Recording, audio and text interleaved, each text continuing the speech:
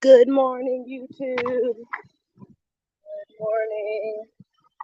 Hope everybody's having a wonderful morning. I'm having a good morning, and I'm glad that I'm making this a habit to.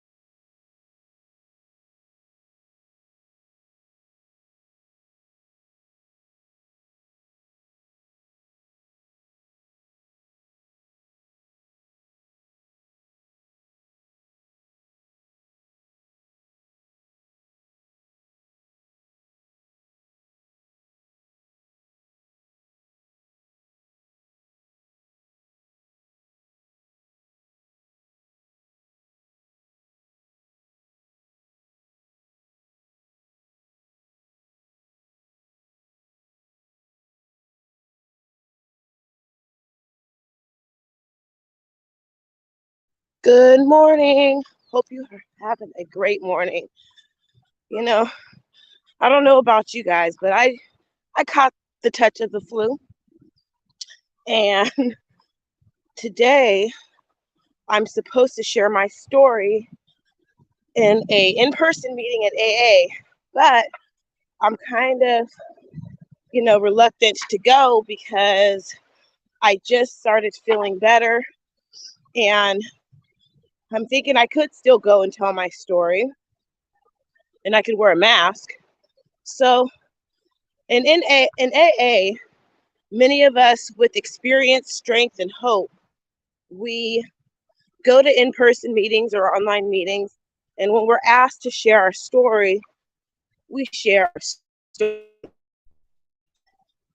And part of me feels like I could easily reschedule and not do it, but I'll just see how I'm feeling, and I'm just going to keep my distance and maybe keep a mask on because I was really thinking about not doing it because I just started feeling better. And a lot of people, they don't. No, I'm not going to blame it on people wanting to get close. I just don't want to get sick. So I was thinking about using this opportunity for my walk to practice my experience, strength, and hope because I haven't shared my story since 2017, and I recorded it. No, it wasn't 2017. Duh, I got sober in 2018. I did not do my story since I was 2 years sober. So maybe I'll just practice. I'd be lying to you if I told you I wasn't nervous. I'm a little nervous. Our stories disclose in a general way what happened, what it was like, and what it is now. And I don't really want to get hung up on the past too much, but it's important to talk about the past to get to where to share where you're at today. Good morning.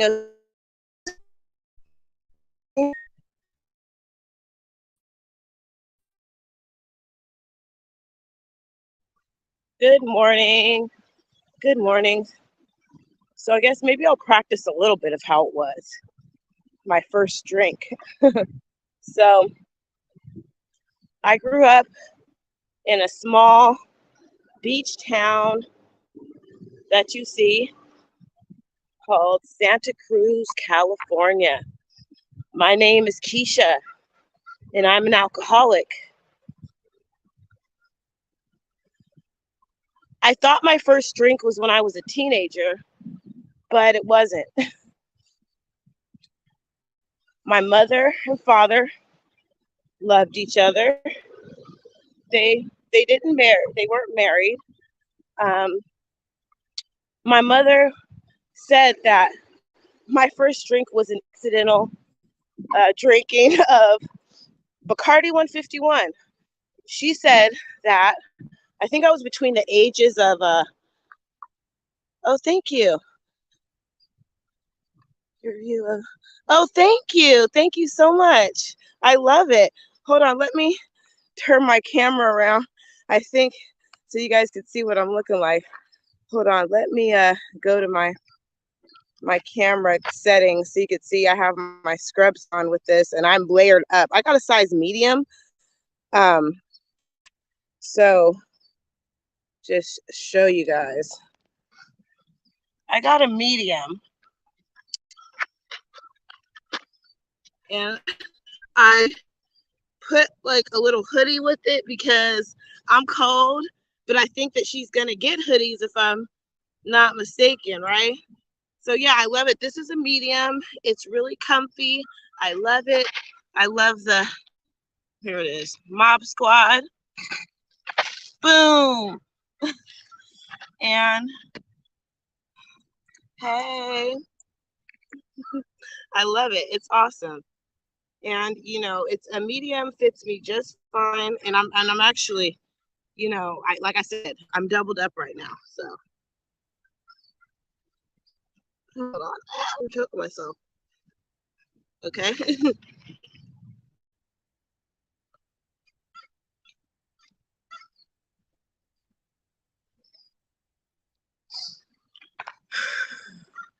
All right. I don't know. I don't really want to think about my story right now, but I guess I'll just practice in increments. It's all good. Um, Mom said the first drink was when I was around 4 to 5 years old, and there wasn't alcohol in my home.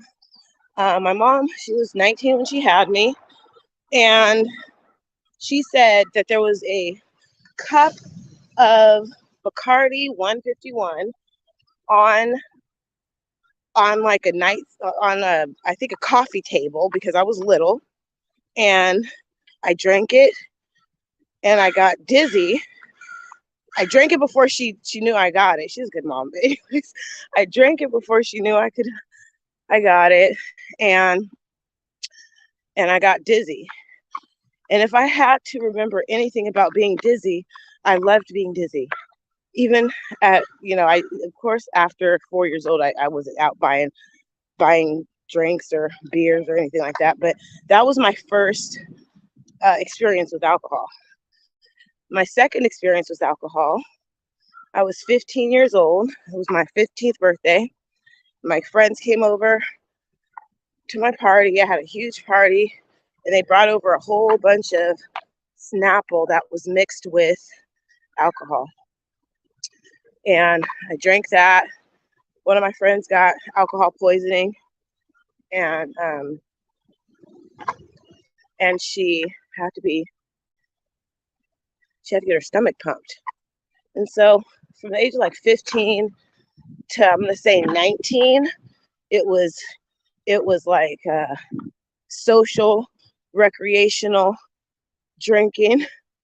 But there was always times within those years that I blacked out. You know, people want to say, oh, what does it mean to be an alcoholic? Well, it means when you start to get that compulsion, and the compulsion did not start just then, but I did start blacking out. And when you black out, or when I blacked out, I'd be embarrassed because I wanted to prove that I could drink like a normal person, but I wasn't normal. I'll never be a normal drinker ever. So once I hit 21, there was a lot of underage drinking when I was younger. Like I said, I started underage drinking 15, every weekend. And when I do my inventory, I have to say, yeah, my mother bought me alcohol when I was younger. So just so I would not shoulder tab. and she would buy me alcohol and she would let me go out. Um, Hi, mom, love you, but it's true. So I did that for several years, and I was able to still maintain a good grade point average. I was a cheerleader, uh, you know. However, at the age of 17, I had my first child. I stopped like drinking a lot, and then when I hit 21, all brakes were off and started drinking on a regular basis. In my 20s, I started drinking daily wine. Um, got married to my first husband when I was 22 years old, and we were married for about 7 years. Started complaining about my drinking. We divorced when I was 20, I'm going to say 28. We divorced when I was 28 years old. And I drank all throughout that divorce, which really didn't help me. Oh, but in between then, I obtained my medical assisting certification, and I was working well as a medical assistant, and I always justified, oh, I got a job, still have a car, I don't have any CPS cases, there's nothing wrong with me. But there was something wrong with me. So my first husband and I divorced because of the drinking. And then at the age of 30, or no, 29, hold on one second.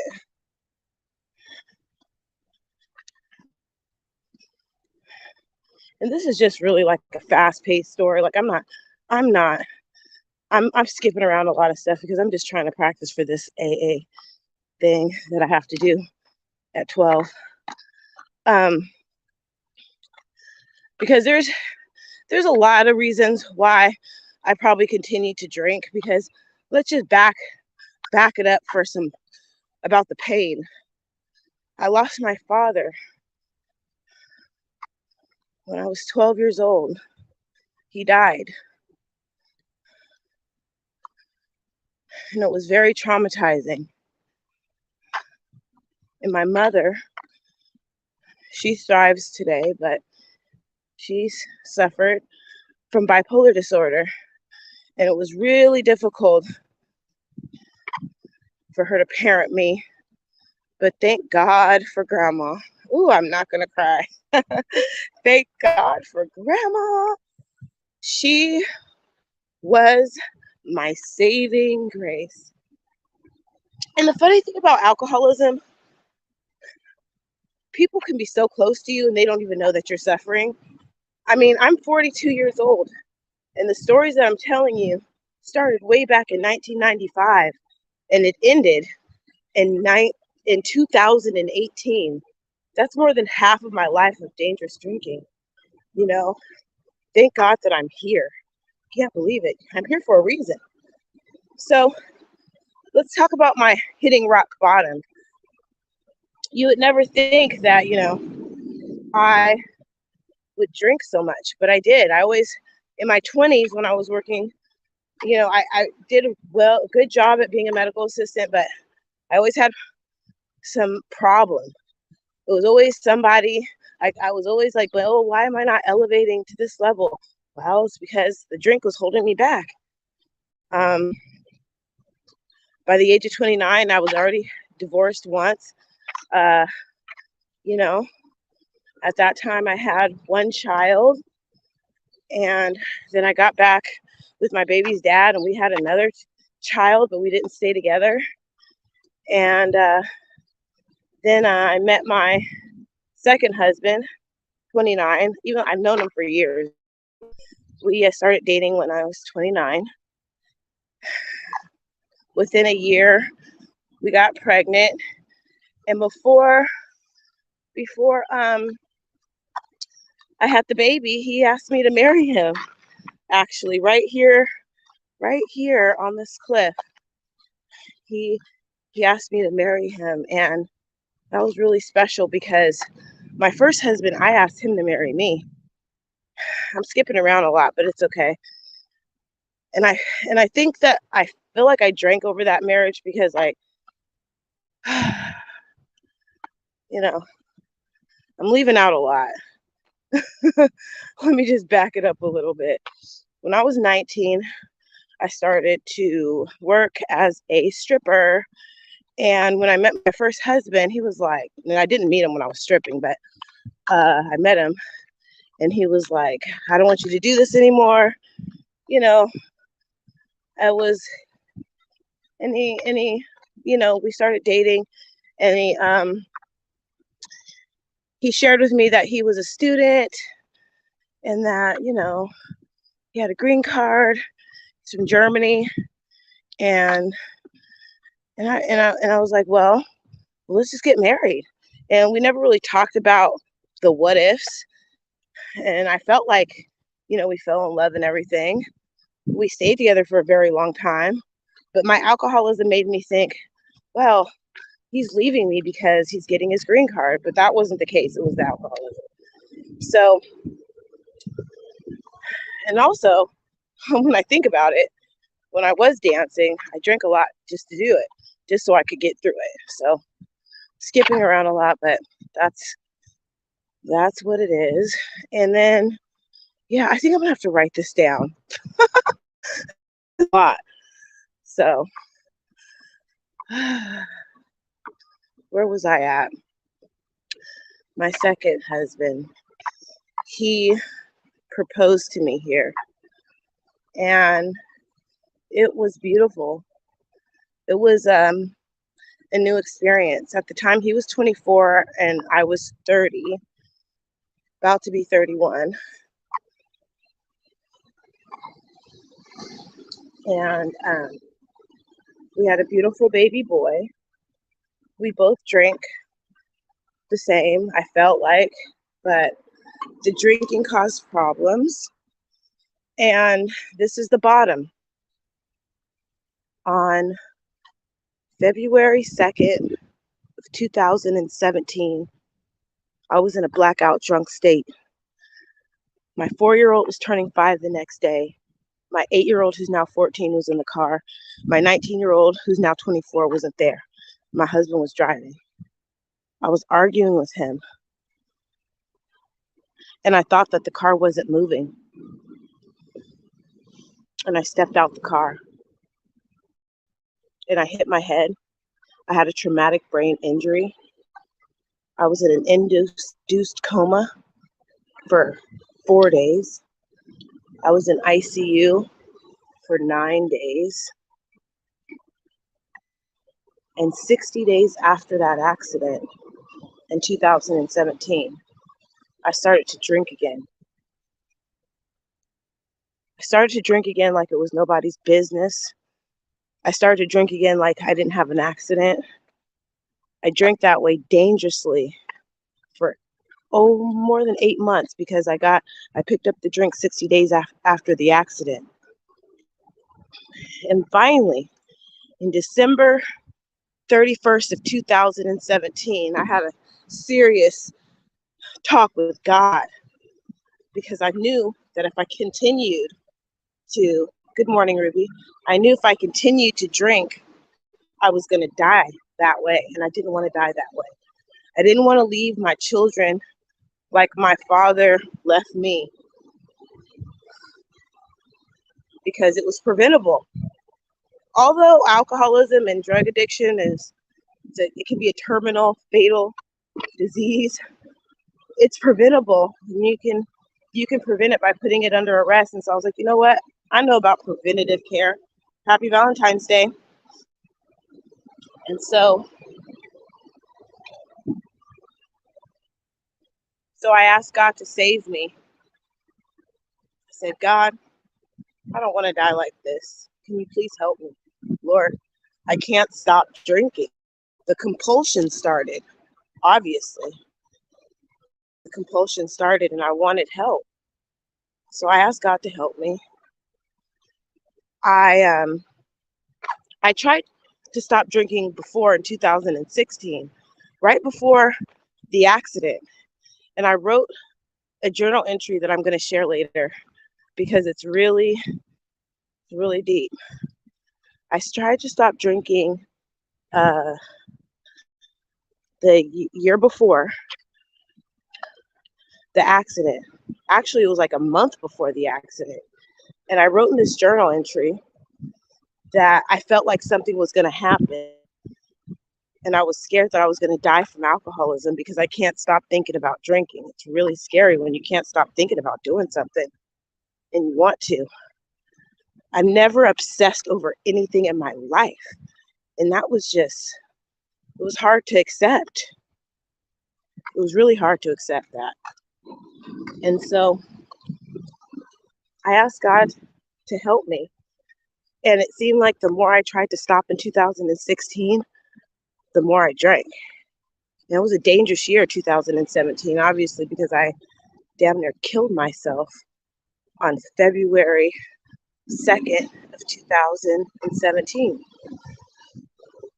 But let me tell you something, what happened to me when I was in that coma, when I was in that four, 4-day coma, induced coma. Let me just share with you that I have this cousin named Robert Lee. Look him up. He would say, Google me. He was in his 80s and he was my musical mentor. So my family's from Arkansas and Mississippi, and I got family in Louisiana. We're musically inclined individuals. And he was trying to teach me how to play the guitar and write some blues. We hung out almost every day the summer before my accident. He passed away on my birthday, of all days. He passed away on my birthday. He was my cousin. And so the reason why I'm telling you this is to let you know that when I was in that coma for 4 days, I could remember just being in darkness, but I could hear my elders talking. I mean, not the ones that were alive, but I could hear my elders talking. I could hear my uncles. And then I could hear my father's voice. And when I heard his voice, I was trying to find him. And I wanted to find him so bad. And I kept getting closer and closer to my father's voice. And I was listening. And I was like, if I had to explain how I felt when I heard his voice and everyone else talking, I could hear them talking, but I didn't understand what they were saying. And I just wanted to get to my father. I just wanted to get to him. So as I got closer and closer, the voices got louder and louder, but I couldn't understand what they were saying. And remember that cousin I told you that was my musical mentor who passed away on my birthday? Well, in my ear, when I got really close, in my left ear, I heard him say, "You ain't supposed to be here yet." And I woke up.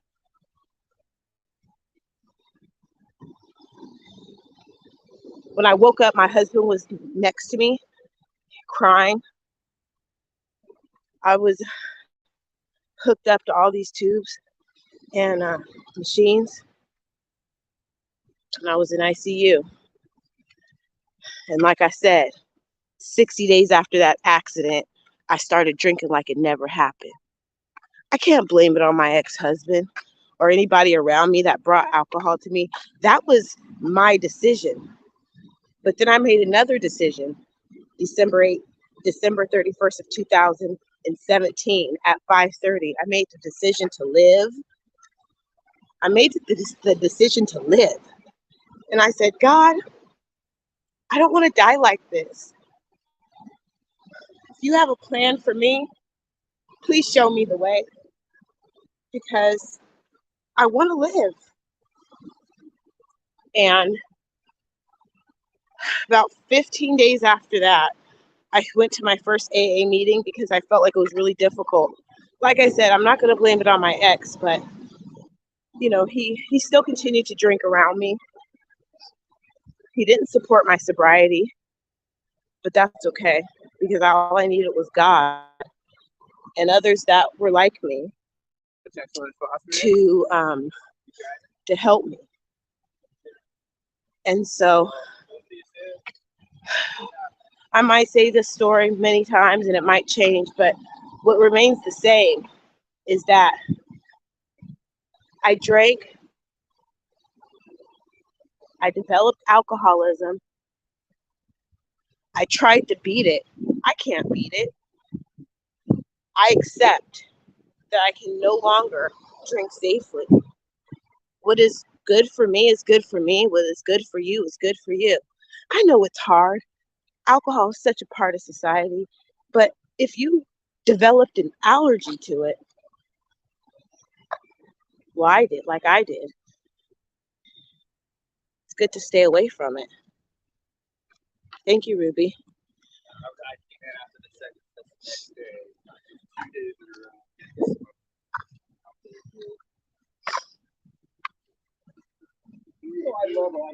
Anyway, I'm glad to be here. I'm glad to be alive. I'm glad that I just practiced my story because I'm not gonna. This is also a disease of the mind, body, and spirit. It can really break your spirit. It really can. It can make you forget that you have one. You know, I was ready to accept the characteristic that I am just an alcoholic, but that's a defect of my character. Disease. Good morning.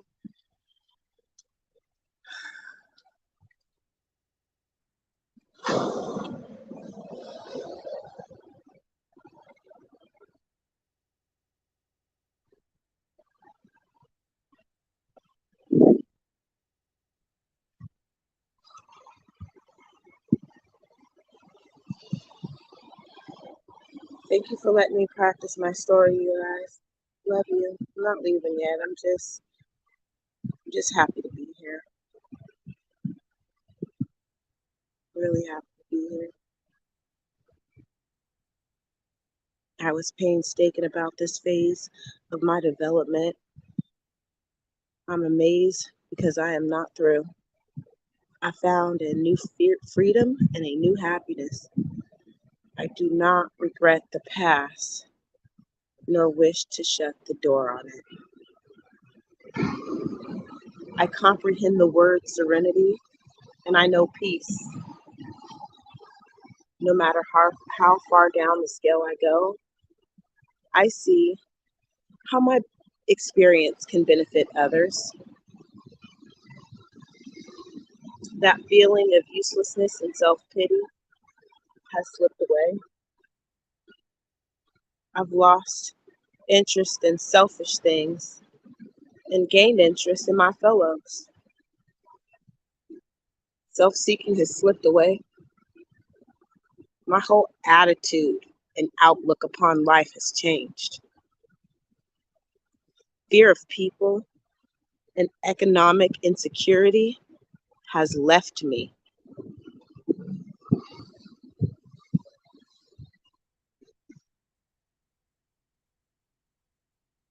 I'm intuitively handling situations which used to baffle me. I'm suddenly realized that God is doing for me what I cannot do for myself.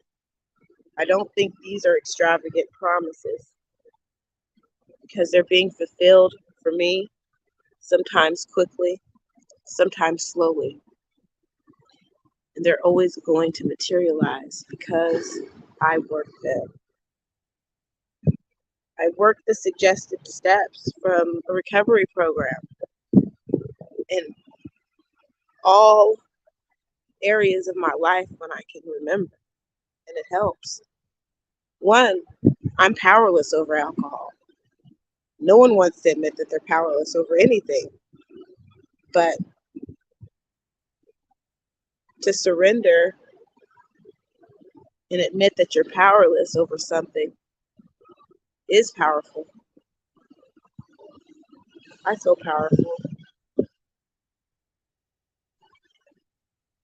I feel powerful that I can be honest with myself. Sure, sometimes I miss having a glass of wine or beer, or taking a shot back. I hear about these things called Tito's that people can drink, and I just hear, I don't even know what, I'm like, oh, I can't do that, and that's okay. Others can, but I can't. Why? Because it made my life unmanageable for 2 decades. There's so much life to live, and I'm going to live my best life as long as I can. God didn't put me here to drink myself to death. I've lost many friends to this disease, to addiction.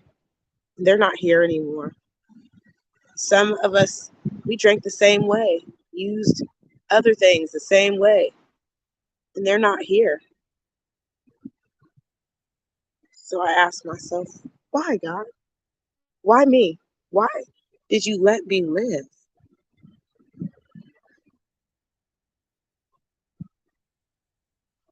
There was a speaker of AA named Father Martin. He passed away years ago, but I remember he said something that resonated with me.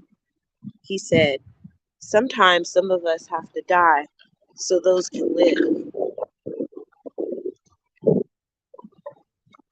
And I am encouraged. I am encouraged from the death of my friends and family who died to addiction and alcoholism, to carry the message to the next suffering addict or alcoholic. I'm going to carry the message as long as I can. That's the reason why I made this channel. I didn't make it because I thought that I was going to make some money. I made it because I was suffering, and I got on here and I was like, is there anybody out there like me? Is there anybody out there suffering like me? Or is there anybody out there that can't stop drinking? And I found some people, and they share their story. Oh, you are right. KP Society upsets me on how they promote alcohol. Yeah, they celebrate with it on television. It's not something to celebrate with. Yeah. What about celebrating life? You know, you're right. I'm celebrating this sunrise. This sunrise is so beautiful. I feel the media should promote long life and staying healthy. That's what I'm doing. I agree. I agree.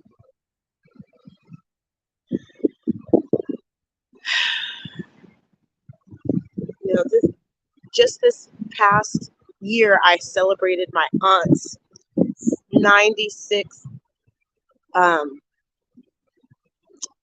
birthday, and I lost my grandmother. She's way too young. I know there's people out here that still have their mothers that are in their 70s. I mean, my grandmother was my grandmother, but she was 75 when she left us. And my mother is 60, I believe she's 61. And to be in the presence of my elders that are in their 80s and 90s and they're doing so well, I'm just, I just want to be here for a long time. I do.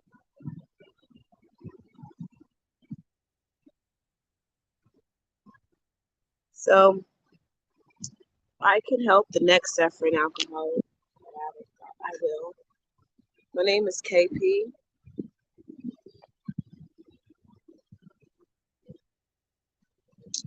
And I hope you enjoy this wonderful sunrise.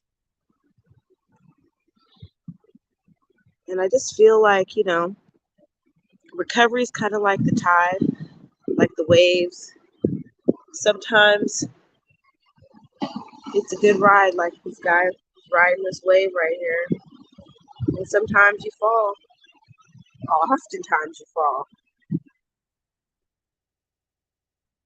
But you got to get right back up. And whatever you do, you don't have to drink today or use. You don't have to. It's a miracle. To say the serenity prayer really can help. God, grant me the serenity to accept the things I cannot change, the courage to change the things I can, and the wisdom to know the difference. If you want to break it down, if I break it down personally, God, grant me the serenity to accept the things I cannot change. I cannot change that I am an alcoholic. I can't change that I have this disease. Grant me the serenity to change the things I can. But what I can change is that I don't have to take a drink today. I don't have to activate this disease. And the wisdom to know the difference. The difference is that if I don't take that first drink, I can't get drunk.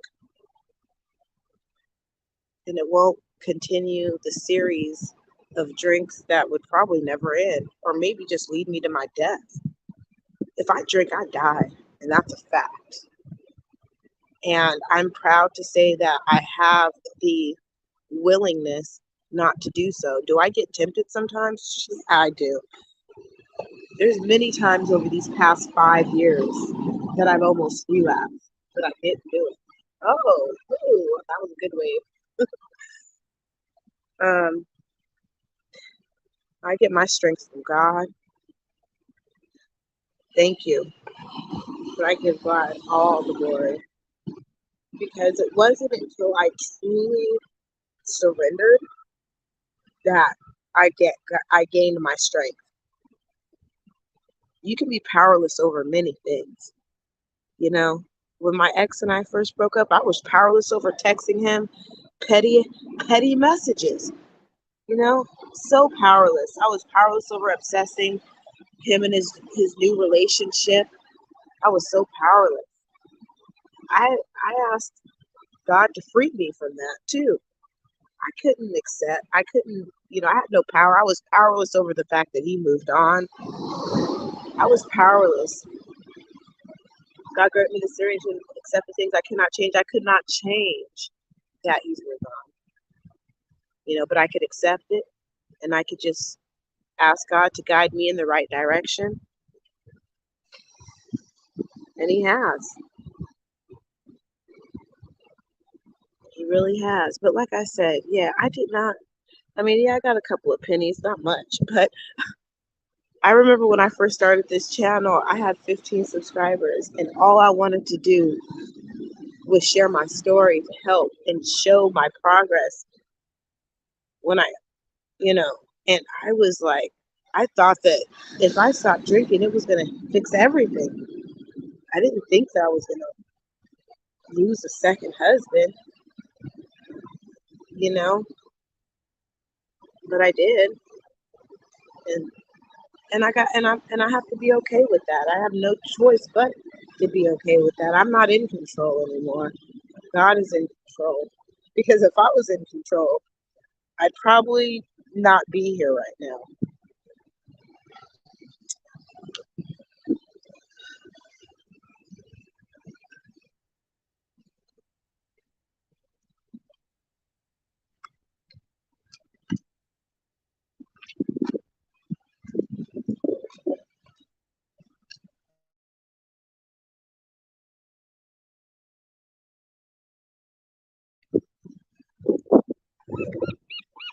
So I'm gonna kind of do a light little jog back to my vehicle. Thank you for listening.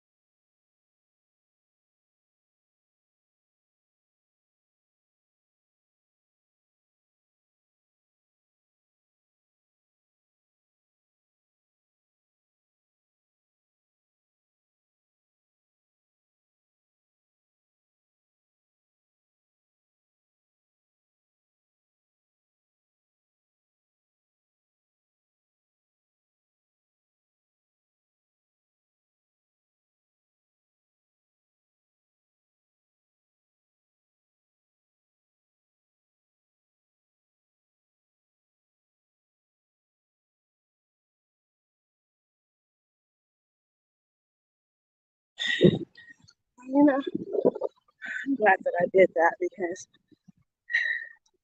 it just made me realize how like this disease, sometimes show up even if you're sober. And I'm gonna show up because I know that my experience, strength, and hope will help others. So I'm just gonna put on my mask, suit up, and show up because I heard one time someone give this perspective about alcoholism and addiction. Someone said, "How hard did you put into your drinking and drugging when you were doing it?" I was like, "Oh, I put in work. I would run from bar to bar. I'd make sure to, you know, I thought it was amazing when I went and visited a friend in Arizona, when I went to Louisiana, when I went to New Orleans. I'm like, wow, you can buy alcohol past 2 o'clock. This is heaven." But like, here in California, you can't buy it. You can't, the alcohol they stop serving it at 2, and you can't buy it until 6. And the way that I'm running along these cliffs, I did the same thing for alcohol. So I need to keep that same energy, if not more, for my recovery and to help next struggling alcoholic. That's how I feel.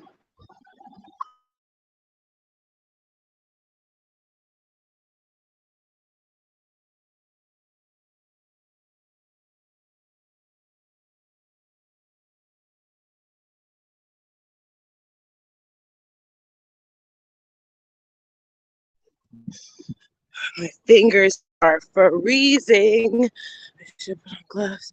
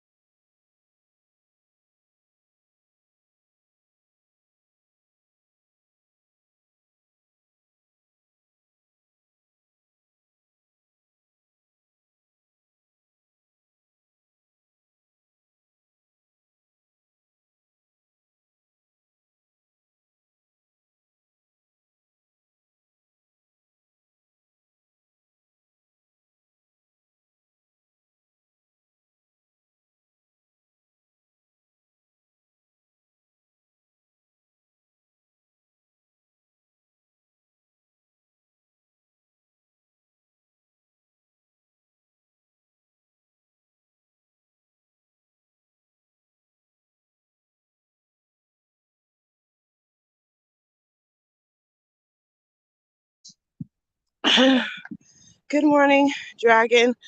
Hope you're having a great day.